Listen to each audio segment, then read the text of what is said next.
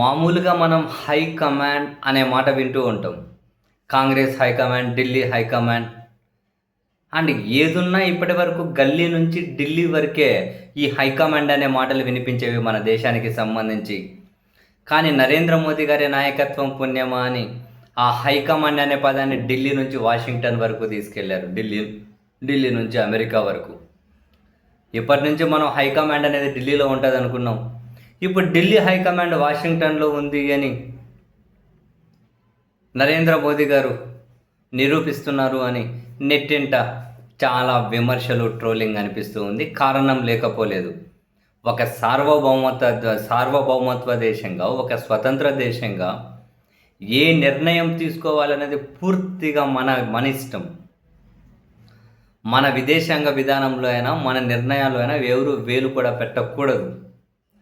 కానీ రష్యా నుంచి చమురు కొనాలో వద్దు అమెరికానే నిర్ణయించి, అయ్యా ఇప్పుడు యుద్ధంలో మేము ఇబ్బంది అవుతుంది, రష్యా నుంచి చమురు కొనుక్కుంటామంటే, సరే రష్యా నుంచి మీరు చమురు కొనుక్కోండి, కానీ ఎప్పటి వరకు ఆపేయాలో కూడా అమెరికానే నిర్ణయించి, ఏప్రిల్ 4 వరకే కొనాలి చిత్తం ప్రభు.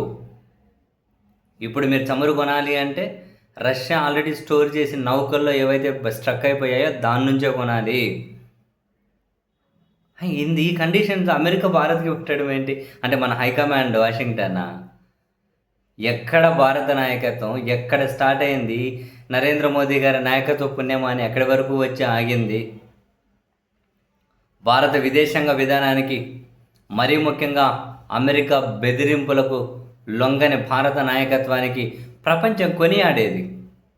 ఎందుకు 1971 పాకిస్తాన్తో యుద్ధం, అదే బంగ్లాదేశ్ విముక్త పోరాటం, ఆ యుద్ధాన్ని తీసుకోండి. డైరెక్ట్గా అమెరికా పాకిస్తాన్కి మద్దతు ఇచ్చింది, మన భారత్ని బెదిరించింది.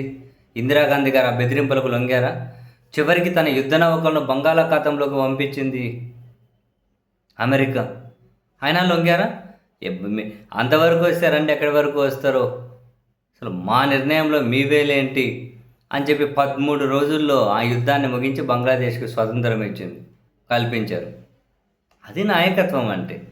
నాయకత్వం అంటే అట్లుండాలి. డైరెక్ట్గా అమెరికా అధికారులు మన ఇందిరాగాంధీ గారిని అడిగితే, మీరు అమెరికా వైపా రష్యా వైపా అని, why don't lean towards anyone, we stand straight. ఎవరి దగ్గర మేము వంగం, తల వంచం, మేము చాలా స్ట్రైట్ నిలబడే గౌరవంతో మేము మా నిర్ణయాలు మేము తీసుకోగలం. అండ్ అమెరికా అధ్యక్షుడి సమక్షంలో ప్రసంగించుకుంటూ, మా నిర్ణయాల్లో ఎవరు వేలు పెట్టినా అమెరికాతో సహా మేము ఒప్పుకోమని చెప్పి అమెరికా అధ్యక్షుడి సమక్షంలో చెప్పగలిగే ధైర్యం ఇక్కడ. ఆ లీడర్షిప్ ఏం లీడర్షిప్ అది? అంతెందుకు, వియత్నాం బాంబింగ్ అప్పుడు కూడా ఈ ఏషియాలో అమెరికా వేలు పెట్టి రకరకాలుగా గెలకడాన్ని మేమైతే ఒప్పుకోం. ఏంటిది? ఒకవేళ ఇదే పని కనుక మీరు ఐరోపా దేశాలు చేస్తే ఊరుకుంటారా? మీ ఆయుధాలు అమ్ముకునే వ్యాపారం కోసం, మీ సామ్రాజ్యవాద విస్తరణ కోసం ప్రపంచాన్ని ప్రమాదంలో పడేయడానికి మేము ఒప్పుకోం. ఏషియాలో అస్థిరతగా ప్రయత్నిస్తే మేము ఒప్పుకోమని చెప్పి ఇందిరాగాంధీ గారు డైరెక్ట్గానే భారత అభిప్రాయాన్ని తెలియజెప్పారు. ఎక్కడ ఆ నాయకత్వము?